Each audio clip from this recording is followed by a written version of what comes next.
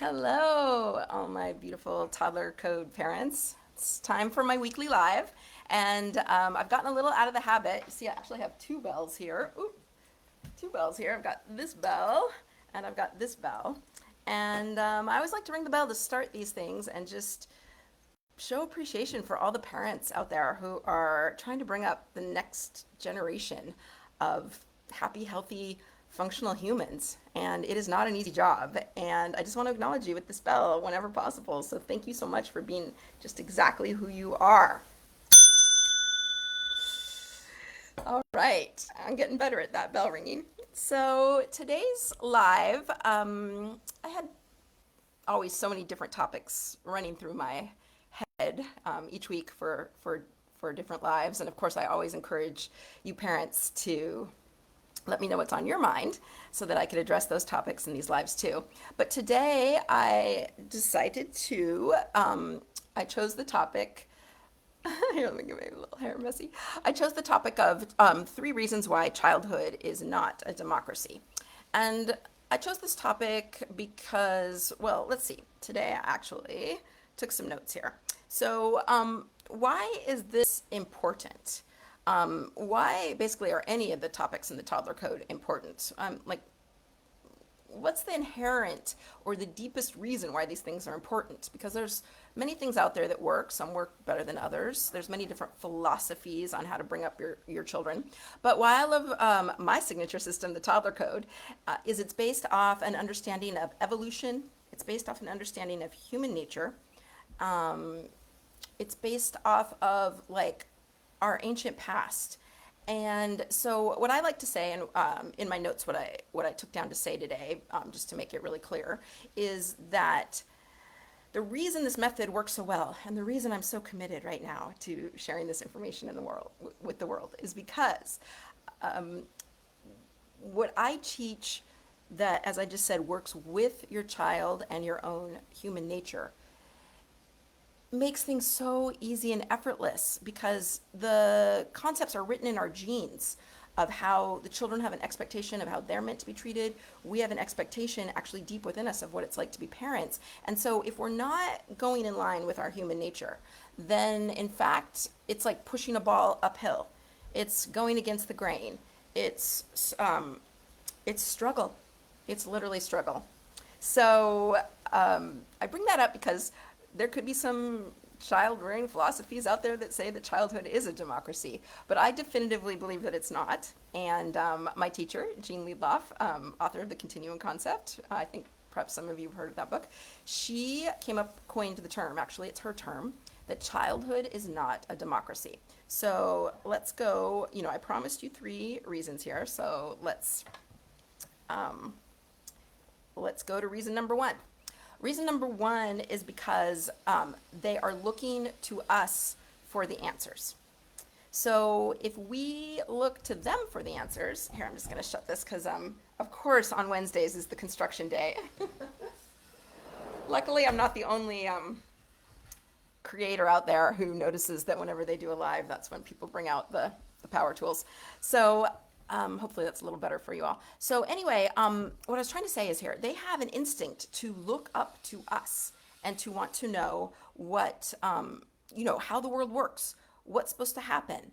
They're looking to, back in the day, the tribe, the society, and still they have an instinct to look overall, but then to look towards the entire group that they are brought up and raised in. But in the United States, mostly it's nuclear families. And so for sure, both tribally and in the nuclear family, it is the parents. The parents are the child's, what I like to say is if you're a papa, you're the king, or you play that role of papa, you're like a kingly quality. And if you're the mama, you're the queenly quality. But what's happened a lot, and it's funny, I'm mixing my metaphors here because queen and king is a little more could be construed as authoritarian versus a democracy. But stay with me here. So what I'm trying to say is they are looking up to us for the answers. And so if we look to them for the answers, because we're like, well, just an extreme of this example is let's vote. What should we have for dinner tonight? Let's vote. And I'm sure that might be a bit extreme of an example for you all with your toddlers, but it does give the sense of what I'm trying to express here. So really they are not looking for an equal say. They're not looking for an equal vote. Instinctively, they're looking to us to learn the ways of the world. And at the end of this talk, I'm going to get to wrap it all up with some comments on independence and autonomy and where that comes in. But for now, I just want you to think about point number one, which is they are looking to us for the answers. So it literally befuddles their little minds when we are looking towards to them for the answers or to give an equal say in what children instinctively know are adult adult issues. They instinctively know that they're not supposed to have an equal say when they're two and what's made for dinner, and they're equally aware that they're not supposed to be able to control you, to get you to do what they want to do. So it's neither a democracy or at the extreme of that, they're in charge and not you, right? They might not be truly in charge of the house, but for all intents and purposes, their emotional upsets could direct what you make for dinner or your actions. And so that's what this group is really a lot about, is helping parents regain their natural, gentle authority. So that's number one. And number two, this one might be, for sure is maybe more obvious, but they're literally not capable. It's not, you all know, a 1, 2, 3, 4, or even 5-year-old, they're not even capable, even if we were to want to give them that power, or even in an extreme example, we need their help. So we're like, oh, we're not feeling well. You take over the house to your little 3-year-old. You do the shopping, you do the cleaning. No. Okay. So, the one reason, the first reason is it just makes everything more difficult because it's not what they or we the adults are expecting. Okay. The second reason is that even if that wasn't the case, they are literally, as you all know, not capable. We are bigger, stronger, faster, smarter, wiser, know the ways of the world. So many things. So we cannot give them that equality, even if we wanted to. They don't have that equality within them yet. Okay, and the third reason, I have so many more even than three, but let's just go for the three. So actually, three might even blend a little with 1 and 2 here, but maybe I'm just kind of like reinforcing the point, but it has to do with what they're expecting. So not only are they not expecting this treatment, but it drives them, it kind of maddens them. So we don't interpret it this way. What we see is, keeping on with my dinner example, you're like, we're having, vegetable soup for dinner, and they're like, I want chicken nuggets. And then so you decide to have chicken nuggets for dinner or make them special chicken nuggets for dinner. So the problem here is, wouldn't it be wonderful if that worked? Wouldn't that be wonderful? And then everything was peaceful and happy and everything went forward. But often what happens is, because they're not expecting this behavior, it actually makes them angrier. It makes them more uncomfortable. It makes them more insecure, because they are expecting us to be the knowers. And once again, I'm talking genetically. I'm talking about evolutionary throughout hundreds of thousands of years of human history, up until only recently. Small children did not get a say in what we had for dinner. So although it looks like they want what they want when they want it, which in this case would be chicken McNuggets, what they're actually wanting is for us to stand firm as the adults in their life, as the parents in their life.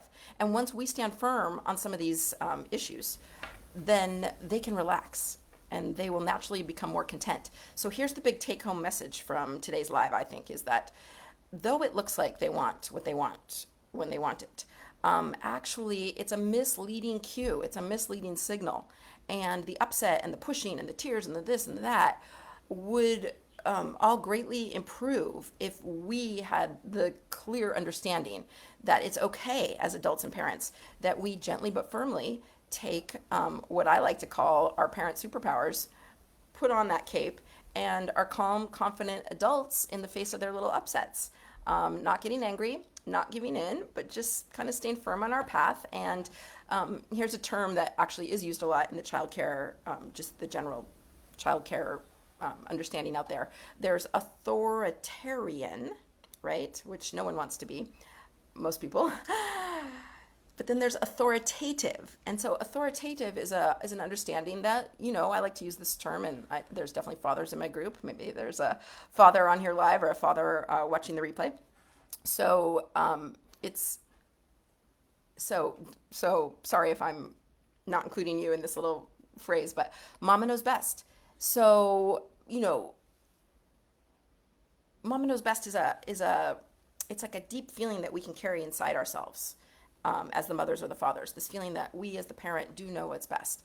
And especially when it comes down to 1, 2, 3, 4, and 5-year-olds, we truly do. We truly do know what's best. And it's that energy of us being unsure, or that when they push, we back down. When they push, we back down. When they push, we change our minds. When they push, we get confused. When they push, we get unsettled. So those are some of the main things that I can really offer to parents in my coaching program, like specific help in their families of teaching them the ways to stand firm without anger and without giving in. And one of the reasons I'm so committed to teaching this is the topic of today's live, which is because childhood isn't a democracy. Naturally, it is not a democracy. And so if we parents are giving over these powers to our children too soon like this, it's just going to create more anxiety and upheaval for the entire family. Okay, and now for my promised, fourth tip, or tip to wrap it all up here, put it in a little bow, is where does autonomy come into this? Because a lot of the very best parents, like the parents in the Toddler Code or the parents that I coach in my coaching practice, are very committed to the freedom and the independence and autonomy of their children. And I admire this so much, because a big part of my training and teaching, from what I learned from my teacher, is that it's very, very, very human to actually give more freedoms to smaller and smaller ages of children than we do here in the United States. So you might say, well, Anna, on the one hand, you're saying that we're in charge, and on the other hand, you're saying that it's actually normal and natural for kids to have even more independence at younger ages than they do here. And so this is what I want to say. I want to say that autonomy comes at age-specific moments when they're ready for it, when they have shown the skills and been able to do the projects on their own. So for instance, here's an example I love to use is like, so you're making lunch and you've got a 3-year-old and you make the lunch. You decide what they're having for lunch. I mean, of course, you're going to take some, if you know they have a preference that they hate tuna fish, I mean, okay, fine, make peanut butter, whatever, like that. But not in this sense, still always maintain your parent perspective. You know what I mean? You're taking their interests into account. This is a wonderful, gentle system that really is win-win for everybody.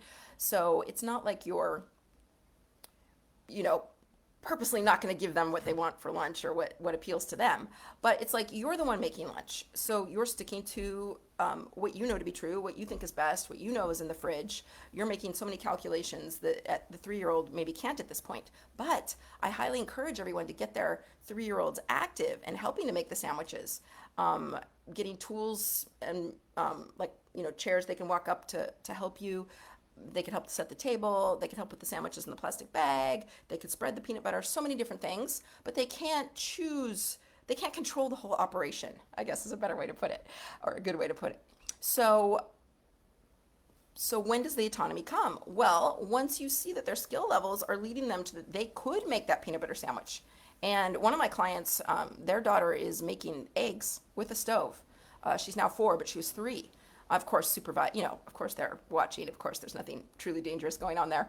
The parents are very involved and just amazing parents. But she was making eggs with heat for the family's breakfast, okay? Or wait, I think for her own breakfast. Maybe not everyone's eggs, but she was making her own little eggs and she had such pride about it. And so when you sense that your child can make the sandwiches, well, then they get to choose whatever's in the refrigerator, even if they're 3.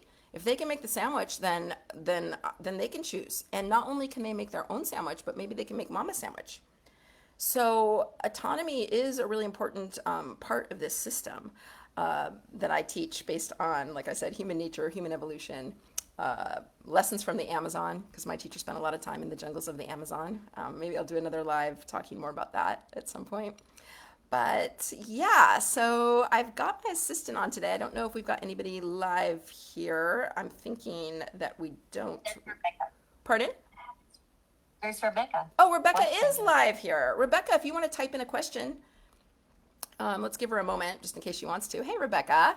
Yay. Yeah, Rebecca and I are going to be talking on the phone soon. And just so appreciate all my founding members of the Toddler Code. We're just about up to 120. And like I keep promising, I am going to be growing this group. So we are about to get some influxes of more parents and more opinions, and going to be doing some different things in the group and make it even more exciting. But I will always appreciate my first members, and I've been doing this work for most of my adult life, to be honest. But all this online Facebook group and stuff like that is kind of new to me, and so I so appreciate the support.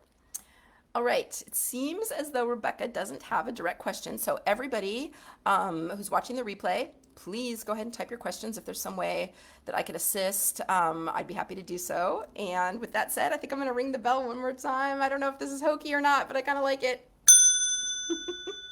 All right, you guys, have a great rest of your day. Have a great rest of your week. Feel free to reach out, and blessings.